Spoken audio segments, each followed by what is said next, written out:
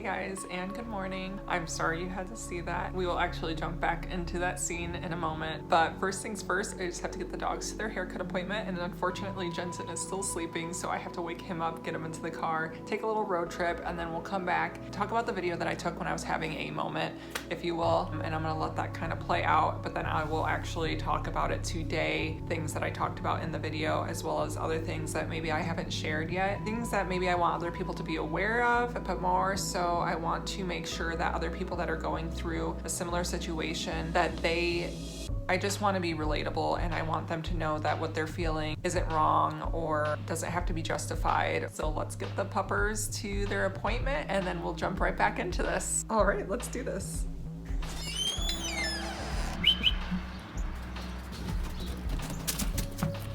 Good job, Mama. All right, let's go get your little brother. Good morning. Good morning, baby boy. Say good morning, Mama. Hi, sweetie. You have a good sleep. Look at those stretches. Yay!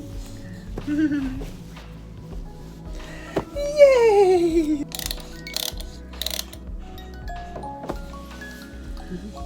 Mwah!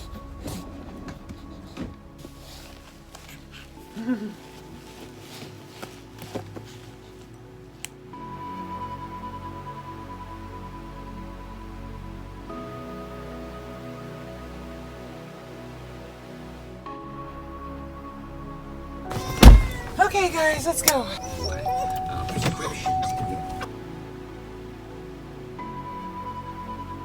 Alright, so I'm gonna get back on track here, and I'm gonna let you finish out the scene from the beginning. That was from a couple days ago, and I know I was feeling a little emotional that day, but didn't realize how much it was actually affecting me until I got home and I talked to Josh, and I think I kind of rubbed off on Josh a little, and then in fact we were both in the same mood. Let's just pause here. I'll let you finish that out. I'm just gonna dive in deep today and kind of go on a little emotional roller coaster.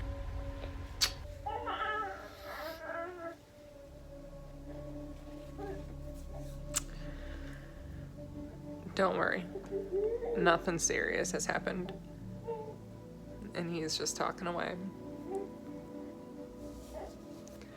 But you have these moments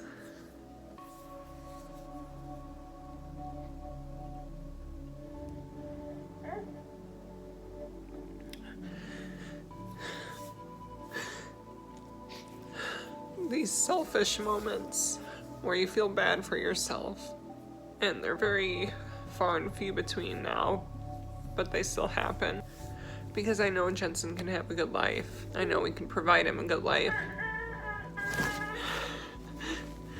But sometimes when you sit and think about how you're not gonna wake up from this, this is life, and when your mind starts to wander, and if this is gonna be the more severe aspect of the disease, of, you know, social disabilities and even being able to move your own body and being mute or deaf or we're already blind, and, you know, what if we never have other kids and Jensen doesn't have any siblings, and what happens if something happens to us? And I know you have lots of family, but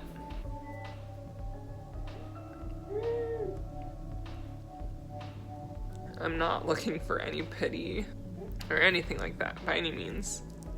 But it's kind of good to have these moments, because sometimes I feel like I hold in so much or repress it. I don't really know, but I haven't felt like this in a while.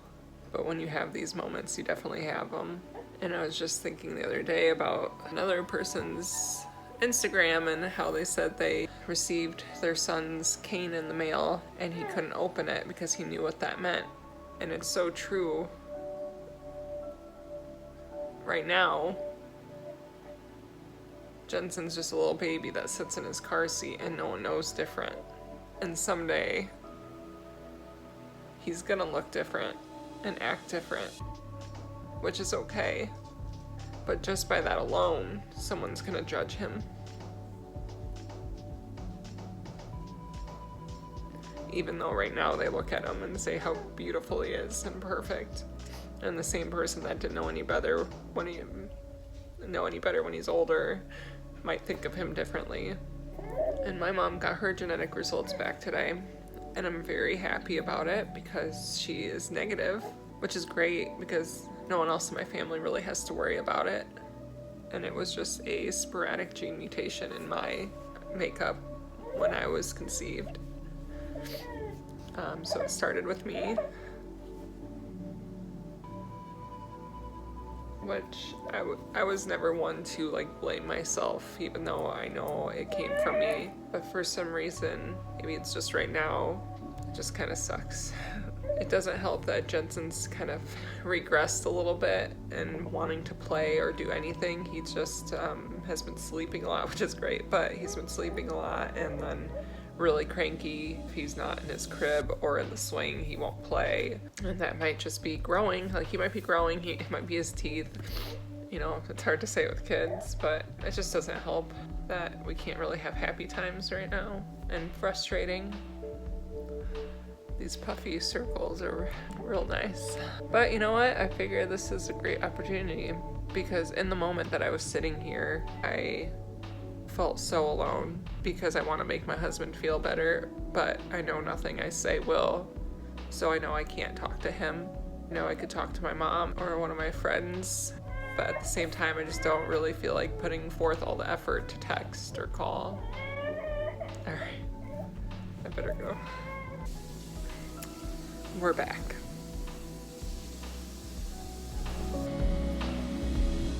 It's really hard for me. I don't really know where to even begin because I don't like talking about this because I don't want people to look at this and what I'm saying about how I'm feeling and take it as this is the worst thing in the world, like my son can't see. It is not the worst thing in the world. I am well aware of so many other things that can go wrong, other complications. Like, really, this could be, out of a spectrum of diseases, this is a walk in the park.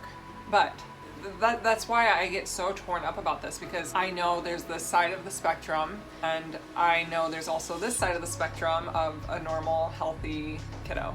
I need to set that aside and just talk about how I feel. That is why I think I repress a lot of feelings, because I know there are worse things. Therefore, I try to just be overly positive, which is fine. That's great and dandy, but sometimes you do need to cry. It's just hard. When I say I don't want him to be judged or the fact that he's different, those aren't bad things. Like, I am very different. In middle school, I had a shirt that said different.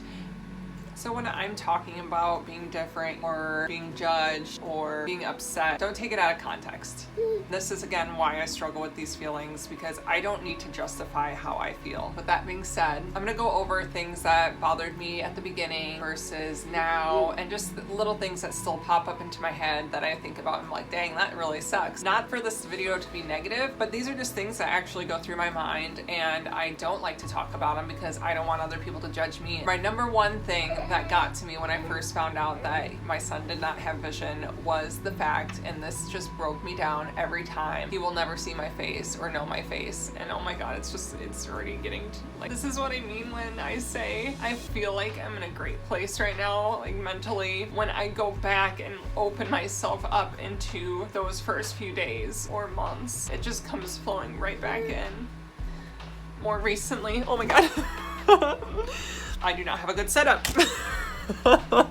This is really, I'm trying to dive deep here, and yeah, it's silly, isn't it, baby? You guys, my setup right now is ridiculous. I have a tripod sitting on a stack of diapers because I needed it to be popped up just a little bit more. Anyway, my number one was the fact that he will not see my face. Josh's number one thing that still bothers him to this day is that he won't be able to play soccer with Jensen. Again, don't take things out of context. We know Jensen is capable of doing anything he wants to do. We know these things. Okay, it's something that I thought I was gonna be able to teach Jensen better than Josh. Sorry, honey. It's just something thought about for 9 months. As I drove past the soccer fields that I played at for years, I thought about, wow, I'm not gonna be able to take my son there and watch him play. Yeah. Oh, At the beginning, it really bothered me when people would say, "What are you looking at? You're looking at your mama?" Anything like that bugged me so bad because I'm like, no, he's not. He can't see. Stop saying those things. And I know better. I know people don't realize they're saying it. I have said it. That has definitely gotten a little easier because it's understanding and I get it.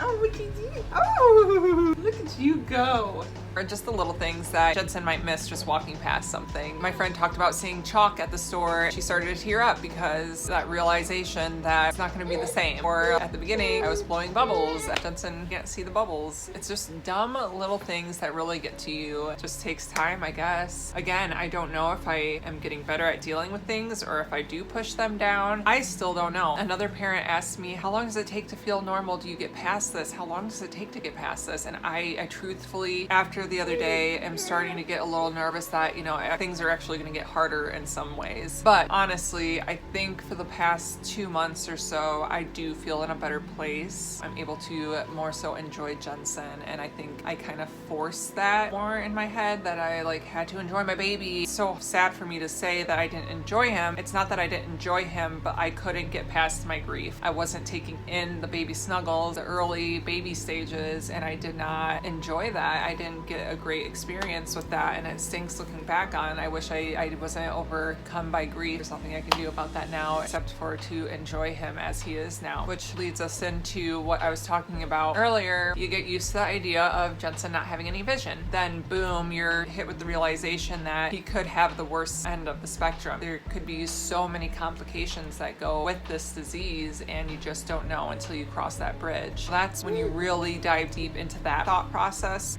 This is the best way for me to explain it is you're pregnant. You're thinking about your future life and what your kid's gonna do. Is it a boy? Is it a girl? All these things. And then it happens where you find out your son doesn't have vision, and you take in that process of, okay, well, you know what? He can still go for hikes. He can still ride a tandem bike with us. He can still do really anything. It just might be a little modified, and that's cool. Ooh. And that's where we're at. You know, I'm in that mindset of, okay, you know, we'll just modify things as we go. But then you dive deep into that other end of the spectrum of the disease and you realize, shoot, I don't want to dream big again because I don't want to be crushed. You just don't know what's going to happen. And that's another mental game, is he could lose his hearing in the next couple years. All right. Let's get little dude.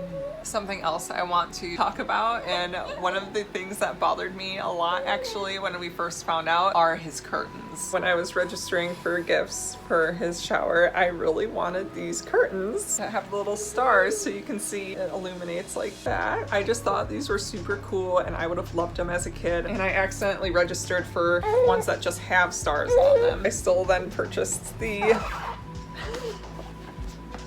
What are you doing? So I made a stink and had to purchase these ones. Josh makes fun of me because he's like, well, that was all for nothing. Another thing that just feels so wrong is when you catch yourself saying, oh my gosh, I can't find this, am I blind? And then I'm like, oh, really, Jill? I don't know how I'm supposed to feel about that. I don't know. Jensen's really naughty during diaper changes and he likes to play with his boy parts. And Josh just the other day was like, don't play with that, you'll go blind. Then he goes, oh.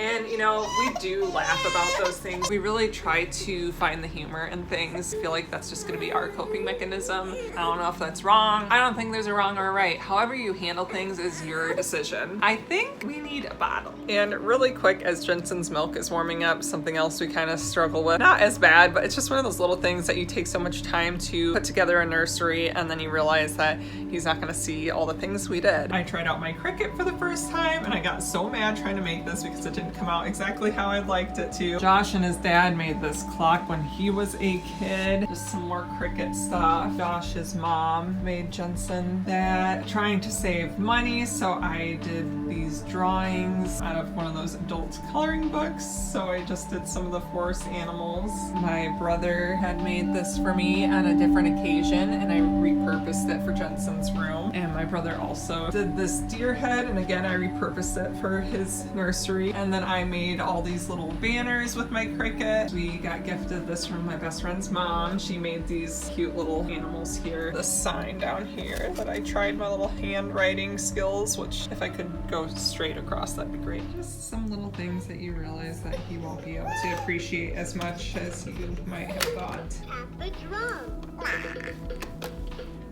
Lastly, one of the things that really kind of gets to me is not knowing if we are going to have any other kids. And I know that this is not something we need to decide right now, but just don't want to get my hopes up that we will have more kids. It just stinks trying to force myself into a mindset of only having Jensen, even though I grew up knowing that I wanted more than one kid. That's still hitting home hard because I know I want Jensen to have a sibling to not only help take care of each other, but to fight with, to share with, to do everything that I did growing up, and I just want him to have that. That's been a really hard thing in the back of my mind since the beginning of everything. I know that's just gonna be a bridge that we'll cross someday and keep an open mind, hopefully, but I just don't know if it's in our cards. That's just something that is always gonna weigh heavy on my mind, I think. Otherwise, this is where I have to thank Jensen for broadening my horizons and making me step out of my comfort zone and learning so many different things, reaching out to different people. Never really was one to want to network. It's just not in my scope of comfort. Now I definitely find myself trying to spread the awareness of Norrie disease, just wanting to connect with other people. I know that there are so many other people out there that feel this way about their kiddo's disability. They don't feel like they have anyone to talk to, and I've been very fortunate with being open about our experience even before I started doing YouTube, because people came out of the woodwork. My coworkers, friend's sister has a kiddo with visual impairments, or hey, I know someone that's an adult that is blind, and just being able to talk to these different resources firsthand has been amazing, and I just want to be that for someone. Again, I don't want things taken out of context. I know Jensen's disease does not define him, and I don't want it to define him, but that is what this channel is about. Disease or no disease, I love Jensen just the way he is. I also don't want people to be walking on eggshells around me on what they are saying, if they're using the word sight or see or vision. I know those things come out naturally talking to other parents, and when they talk about seeing mommy do this or that, the other, and those are tiny little daggers that make my heart skip a beat for a second, it just catches you off guard, or it makes you hold your breath for a second because I'm not experiencing it the same way. I found myself a little overwhelmed once after talking to a large group of other moms, because it is hard completely relating to everyone, but there's a lot of things that we can also relate on. I don't want anyone to feel hesitant to talk about their kid or my kid. I can handle it, and sometimes it just depends on the day. Sometimes I might just be a little bit more sensitive to things, and that's okay, because later I might cry about it, but like I said, sometimes I just kind of actually need to get that out. That's probably healthy instead of just bottling it up or pushing it down. I know that was kind of a lot.